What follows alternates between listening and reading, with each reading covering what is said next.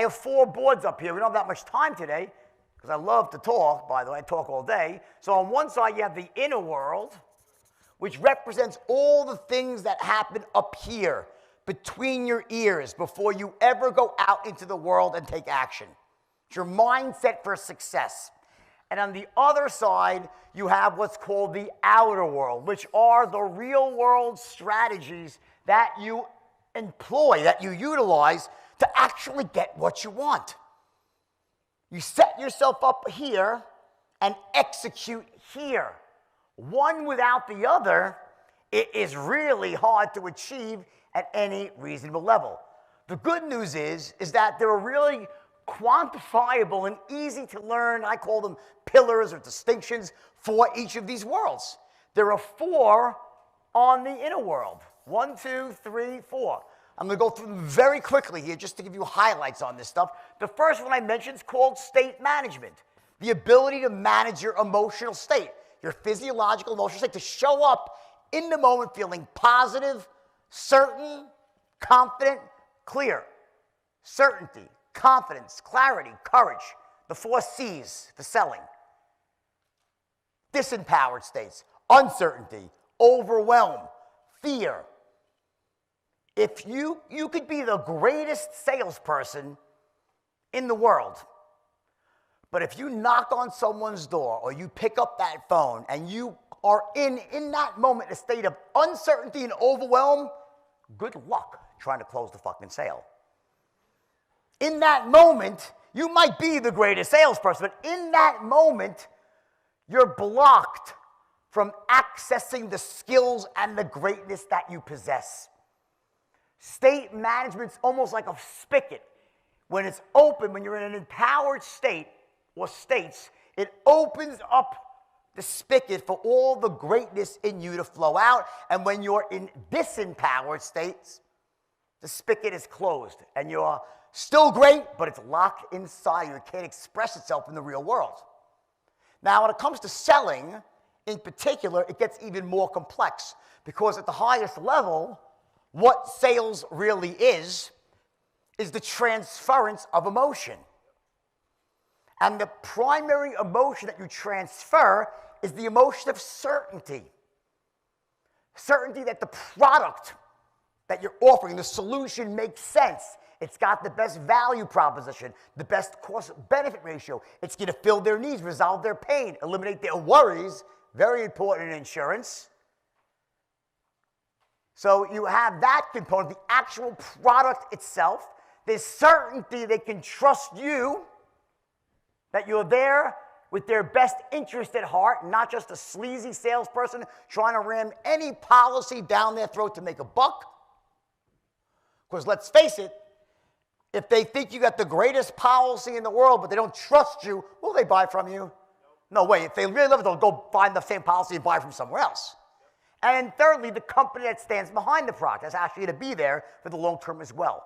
You're transferring certainty. I invented the straight line system as a way for teaching people who are not particularly blessed with the ability to transfer certainty. Like, I have a natural ability, who's a natural born closer? I'm sure there's some here. There's a bunch, right? Natural born closers intuitively, for whatever reason, their brain is wired in such a way, they intuitively know what to say, how to say it, when to say it, to essentially transfer certainty to another human being. The straight line system allowed these young kids, and since then over the last 30 years, people all over the world to close in that same way, to transfer certainty. The straight line system allows you to transfer certainty, but what it doesn't do, it doesn't create certainty. It transfers it. Certainty is created by you. By showing up in a state of absolute certainty, and the straight line allows you to transfer that certainty without breaking fundamental rules of selling and human communication. Like, I can't transfer certainty and make them hate me at the same time. I can't transfer certainty and bore them to death or make them think I'm an idiot or I'm a loser, or I can't transfer certainty in such a long-winded way where they're just like, no, there's rules. I can't break rapport. There's all these rules of communication.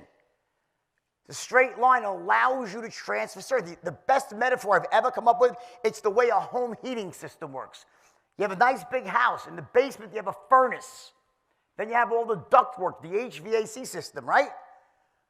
The HVAC system allows the furnace to transfer the heat it creates to all the different rooms without it dissipating the energy.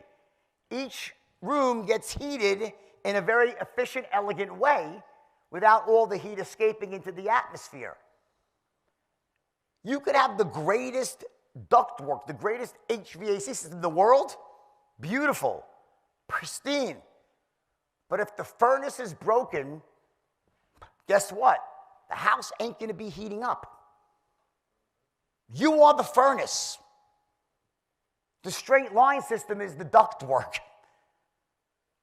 The person you're trying to close represents all the different rooms of the house.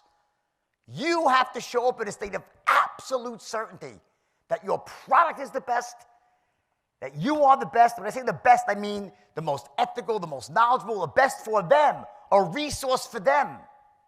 Your company is the best, and you use the straight line to transfer the certainty.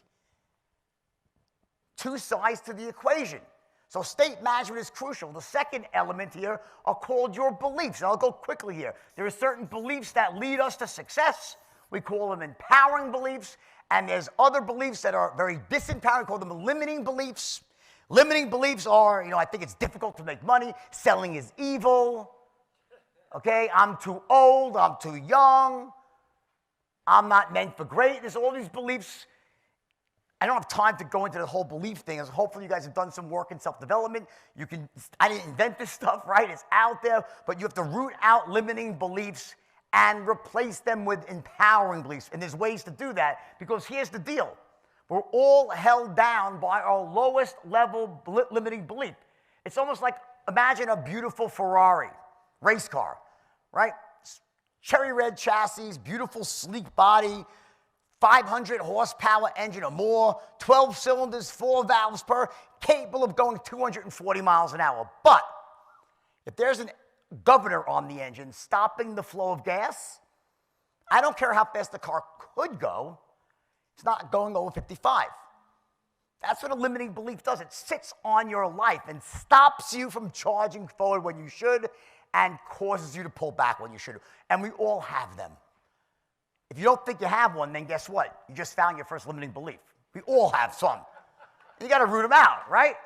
Moving forward quickly, because we don't have much time here, right? Number 3, something I call vision focus. To have what I call a fully integrated vision for your future. Meaning, where do I see myself in 5 years from now, and why does it matter to me? Your why. Why do I want to get what I want to get? It's not just money. Your why can't be money. I'll save it for the end. The last thing I'll circle back. I want to move forward and circle back and close with your why. And then what we have are these goals that we set that connect us to our vision. There's daily goals, weekly goals, monthly goals, annual goals. But our vision is long-term. It endures, and it evolves and grows. It's a living, breathing organism. People say, I'm goal-oriented. I'd rather say, Craig, I'm glad you said goals. I'd rather be vision-oriented. Because your vision is where your emotion lies. It's where you're connected to. You can't get overly emotional about your goals. Because when I set goals, just so you know, I seldom hit my goals. You know why? I set really lofty goals. The problem with most people in life, and why they don't really ever achieve greatness, is not because they set their goals too high and miss them. It's because they set their goals too low and hit them. I'm dead serious, guys. They set their goals too low and they hit them because the enemy of great is good. Because when you're doing okay, you're good, there's no pain, there's no impetus to change. The enemy of great is good. I say to people, I want you to raise your hand as high as you possibly can. Do it now. Raise your as high as you possibly can. And there's a little bit more. What the fuck is that about? Like, I said it the first time, as high as you can. And then I'm like, oh, you really mean it this time. And it's a little bit above. So, like, when I say stretch, I'm not saying your goal, I'm going to personally outdo Warren Buffett's entire company next year. That's my goal. That's nonsense. Right? That's not achievable. That's not a stretch. That's fiction. It's fantasy. And your brain will call bullshit. Has no power. I want you to set a lofty goal that's achievable, but it's a stretch. And you'll fall just short of it. And that's okay. Because you're not emotionally attached to the outcome. Your goal is meant to serve as a guide for you to show you whether you're heading generally in the right direction or the wrong direction. There's signposts, and your goals connect up to this vision for your future. And the second part's called focus, vision, focus, and then training yourself how to focus on where you want to go in life versus all the shit that you're afraid of. Because what most people do is they end up focusing where they are not wanting to go, where they're afraid. They focus on their fears and their problems. They're crashing right into it's almost like living in the problem is the typical saying, versus focusing forward on the solution. I have great stories I can tell you. We got to move forward here. It's an important point. I'll circle back to vision at the end. And the last one here, the last pillar of this inner game is called standards. And it's the I know my handwriting's terrible. The standard actually is the word standard. And the standard is what that level, it's your set point. It's what you hold yourself to, what you must achieve, and what you will not settle for less than. We have set points for everything in life. We have set points for our weight. We have set points for our physical body. We have set points for our relationship with God. We have set points for our relationship with other human beings. We have set points for money. We have set points for giving and significance. We have set points for everything. That's that level where you feel like you burn, that where you belong. When you are below that, you have angst. You feel uncomfortable. You work really hard. When you hit it, what do? You're like, it's like a thermostat. That house with the furnace and the ductwork, it also has a thermostat that says, here's where we belong.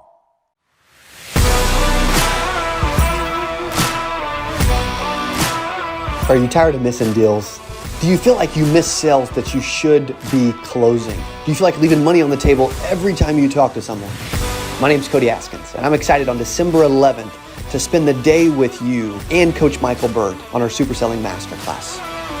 We're going to go through the sales process. How do you transition from one part of the process to the next? When you get to the close, what are the words you shouldn't be using? What are the phrases you should be using? And how do you keep from creating doubt in the customer's mind? If these are problems that you struggle with, we are going to make sure that you never struggle with them again. Super Selling Masterclass, December 11th. Coach Bird and I are going to walk through the sales system, the sales process, the sales cycle, and how you close more deals more often every single time. And I'm super excited to spend time with you on December 11th. So make sure that we see you on December 11th.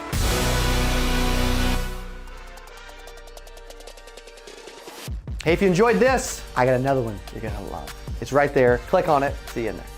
So you brand first, then you market, then you distribute. And I didn't really understand this. I just thought if I became a great coach, people would just come running, right? What if I told you it doesn't matter how good you are if nobody knows it? How many of you think you're the best?